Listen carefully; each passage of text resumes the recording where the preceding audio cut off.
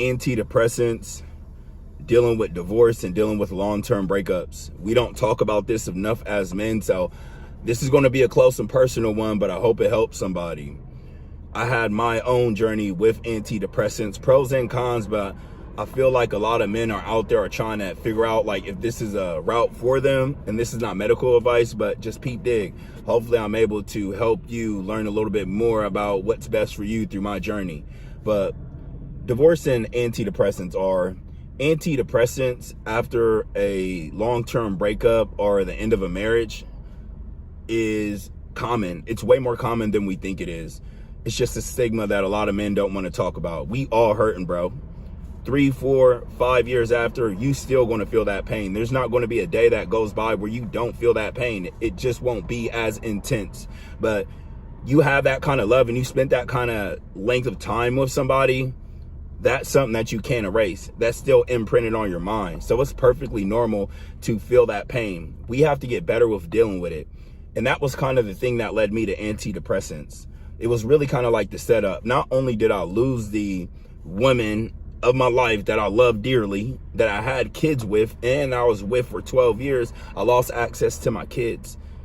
So many times when we get into these first relationships, that was my first real relationship, my only one, we build our identity around those specific individuals and what the future looks like with them included. So when that was stripped away, I didn't know who I was. I went into a deep depression.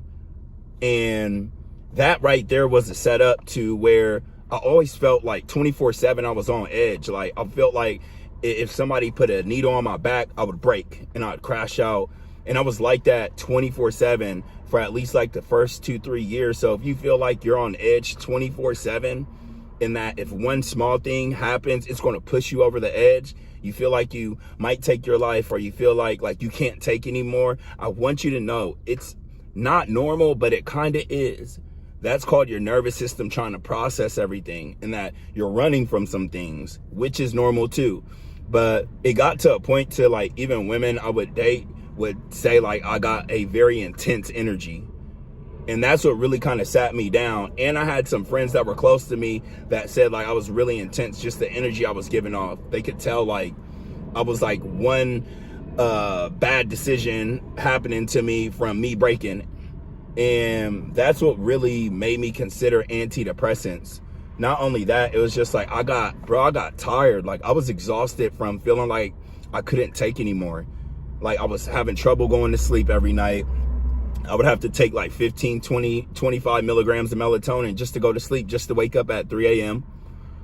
I was always getting headaches because my blood pressure was so high. It was like my nervous system was way out of whack. And I think that's something that we have to address as men. When you're going through those kind of changes, we have to address those. It doesn't have to be with antidepressants, but something's really wrong, bro. Something's really wrong. Strokes are real.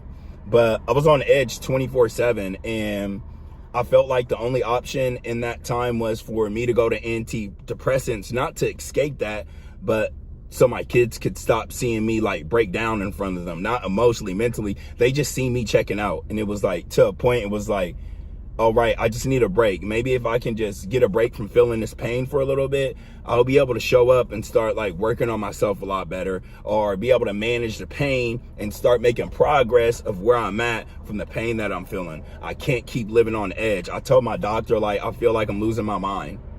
I told my doctor, like, I don't know how much more I can take. Like, it's not normal for me to feel like this. Like, you know, I'm anxious every night. I miss my kids. Like I can't think straight. I can't focus.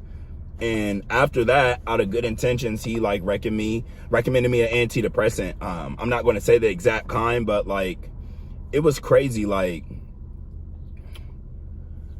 once I got onto the antidepressants, I call it like a honeymoon phase. I got on the antidepressants after about a week and a half, 2 weeks in, like it kicked in. And I call it the honeymoon phase because, man, life, I was like, whoa, is this what life is supposed to feel like? I was 24/7 on edge for so many years, at least 2-3 years after the breakup, before I even considered antidepressants, that when I got on it, I was like, wow, so this is what life feels like when I'm not like on edge all the time. And I was kind of sad because I was like, I stripped myself from having this kind of experience of life, and I see why people can just be happy and things of that nature. Like, that was the first time in my life that I've never felt stressed. I've had a rough childhood too. So having that feeling of like, wow, okay, I can just let my guard down. I don't got to worry about this. I don't got to stress about that. Like, the honeymoon phase was better than any kind of high that sex could have gave me. When I say I was at peace, I was at peace.